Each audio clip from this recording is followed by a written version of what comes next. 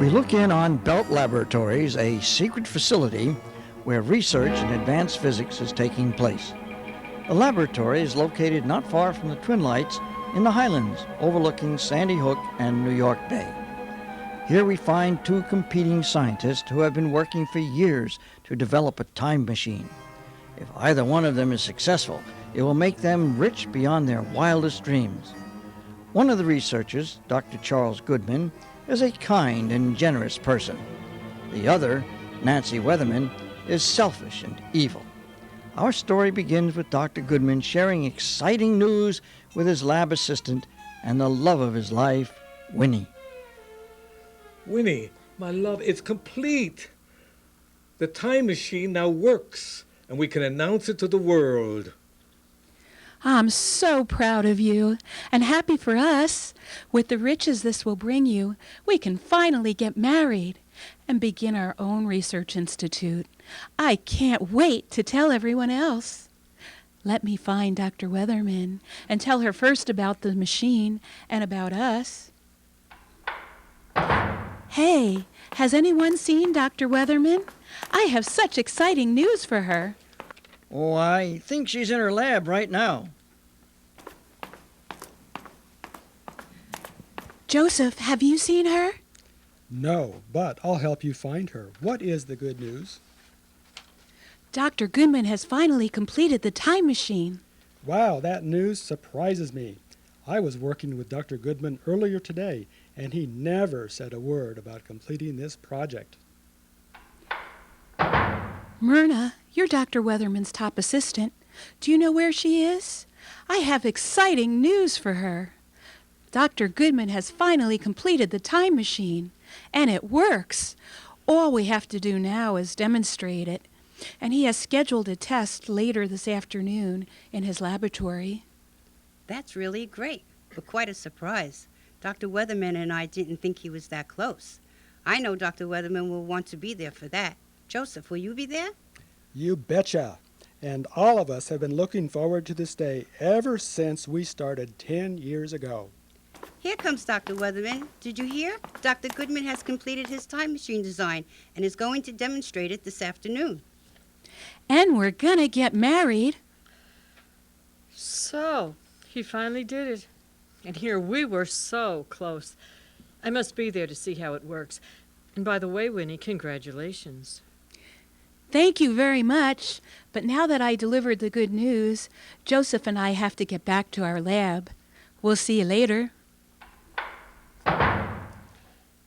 Bert, where have you been all morning? I needed your help with the flux modulator. You are supposed to be my assistant? Well, on second thought, I guess we don't have to rush anymore. Dr. Weatherman, I just saw Winnie and Joseph running down the hall, very excited. What happened? Dr. Goodman has beat us to the finish line and completed his time machine. We were so close, so close. Well, whatever, I'm not defeated yet. You'll see. Let's go and take a look at just what he has come up with. Perhaps we can figure out just how we went wrong. I'm with you, Dr. Weatherman. Perhaps we can still come out on top.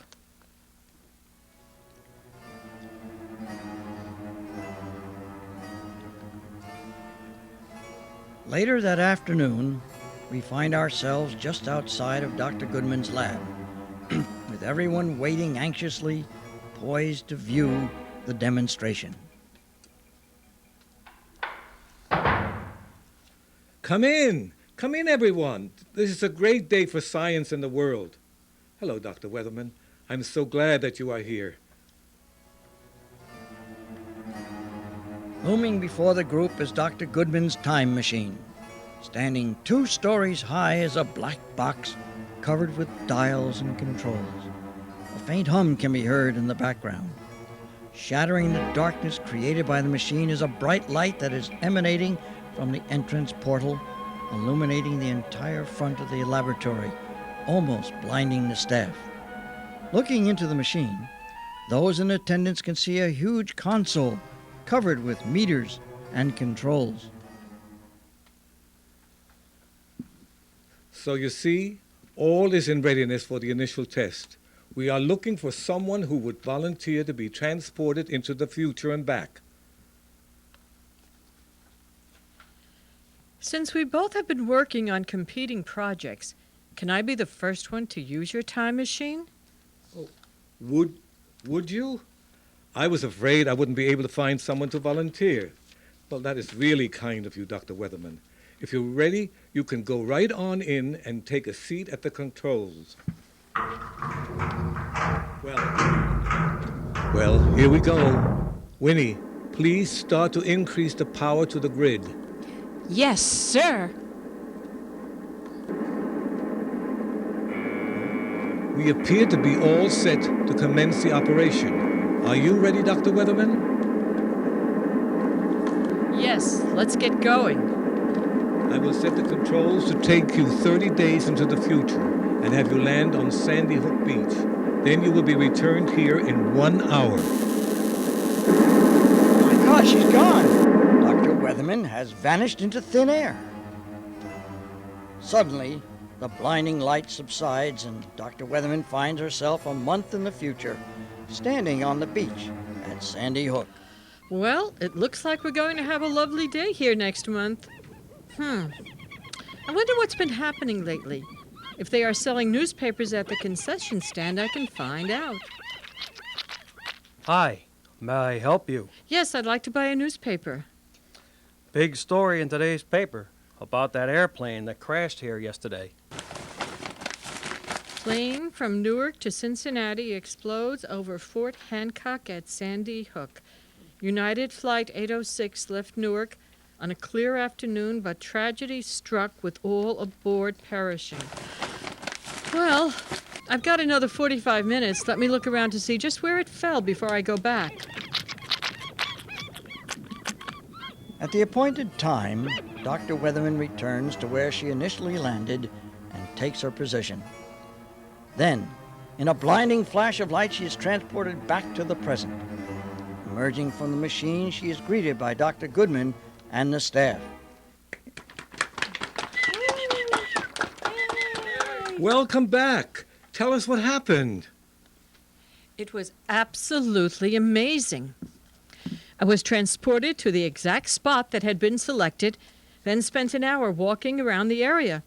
Everything looked normal, except I was walking on the beach 30 days from now, and luckily it wasn't a rainy day. Next time someone uses your time machine, don't forget to have them take an umbrella, just in case.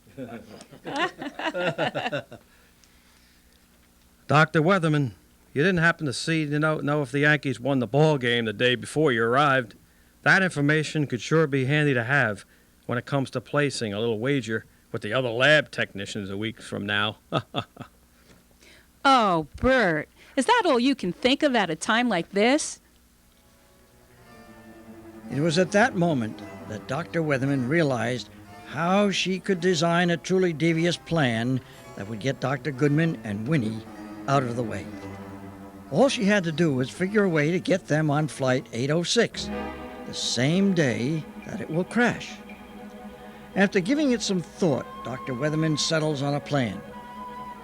She decides to fabricate a story that there will be an important scientific conference in Cincinnati, and the organizers will invite Dr. Goodman to present a report on his invention and also receive an award.